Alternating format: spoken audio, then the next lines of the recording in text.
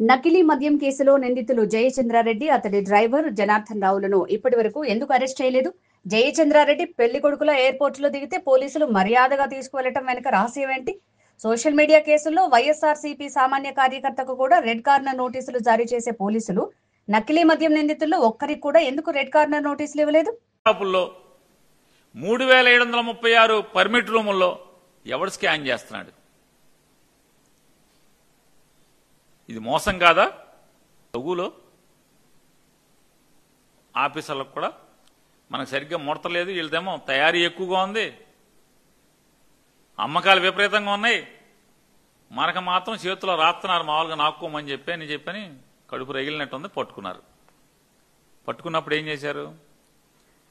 ఈనాడులో అసలు మామూలుగా క్విక్ కేక్ మంటల, అసలు వార్త ఏమి రాయడు. జ్యోతి అతను రాస్తాడు. ఏమని రాస్తాడు?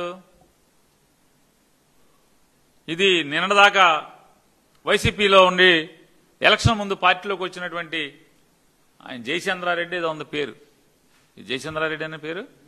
జయచంద్రారెడ్డి అటు నుంచి ఇటు దూకి ఇటేపు వచ్చి వ్యాపారం మొదలెట్టాడని చెప్తాడు. జయచంద్రారెడ్డిని సస్పెండ్ చేస్తారు, ఇంకోటి సస్పెండ్ చేయరు. దాంట్లో రాస్తాడు, ఆంధ్రజ్యోతిలో, టీవీ5 అన్నిట్లో చెప్తారు. ఈ జయచంద్రారెడ్డి కారు డ్రైవరు, అన్ని బెల్ట్ షాపులకి, అన్ని షాపులకి చిత్తూరు జిల్లా అంతా సప్లై చేసేవాడు. మొత్తం Jayachandra Reddy PA, Jayachandra Reddy car driver, మొత్తం ఇదంతా కూడా వ్యాపారాన్ని సప్లై కంపెనీ వీళ్ళదందరూ కూడా ట్రాన్స్పోర్ట్ వీళ్ళదే అని చెప్పారు. ఏమైంది? ఎవరన్నా అరెస్ట్ చేశారా? జయచంద్రారెడ్డి పిఏని అరెస్ట్ చేశారా? జయచంద్రారెడ్డి కార్ డ్రైవర్ని అరెస్ట్ చేశారా? జయచంద్రారెడ్డిని అరెస్ట్ చేశారా? అరెస్ట్ చేయరు.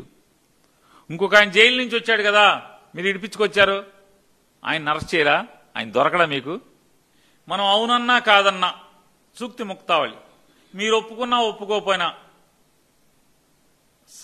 నకిలీ సారా బ్రాందీ కొంపులో మునిగిపోయి తెలుగుదేశం ఒళ్లంతా వాసన వస్తుందండి, బ్రాందీ వాసన అని ఆయనే చెప్తాడు.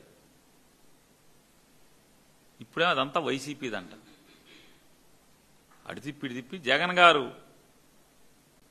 వైఎస్ఆర్ కాంగ్రెస్ పార్టీ వాళ్ళు ఇదంతా చేయించారు. అది కూడా కుట్రంట, పట్టుకోవాలంట. జోగి ఇదేమి యాగ్యా? ఏంటిది? ఏంటి రాశారు? ఏంటండి ఏదో ఏం జోగి యాగ్యా ఏదో అని. ఏమి యాగి? ఎవడు యాగి? యాగి మీది, ఏడుపు మీది. చచ్చిపోతున్నారు, దాన్ని ఎట్టా కవర్ చేయాలో తెలవక రోజుకు ఒక వార్త రాస్తారు. నిన్న అరే సిగ్గుండాలి కదా. అరే మొన్న రాసింది ఏంటి? 3వ తారీఖు ఏం రాశాం, 4వ తారీఖు ఏం రాశాం, ఇవాళ 10వ తారీఖు వచ్చేప్పటికి ఏం రాస్తున్నాం? జయచంద్రారెడ్డికి రెడ్ కార్నర్ నోటీసు లేదు, ఆ నాయుడికి లేదు, సురేంద్ర నాయుడికి నోటీసు లేదు, ఈ జనార్దన్కి నోటీసు లేదు. అసలు సోషల్ మీడియాలో తపాసి కేసుకి మామూలుగా రెడ్ కార్నర్ నోటీసు పారని వెళ్ళిపోతారని మా వాళ్ళందరికీ, వైసీపీ చిన్న కార్యకర్తలకి. మావాడికి మామూలుగా కారు కూడా ఉండదు, మోటార్ సైకిల్ మీద తిరుగుతుంటాడు, సైకిల్ మీద తిరుగుతుంటే ఆడికి రెడ్ కార్నర్ నోటీస్ ఇచ్చేస్తుంటారు. ఏంటంటే అల్లరి, వైసీపీ అల్లరి చేయాలి. మరి వీళ్ళకి ఎవరా రెడ్ కార్నర్ నోటీసు? ఏదో పెళ్లికి వస్తే రిసీవ్ చేసుకున్నట్టుగా.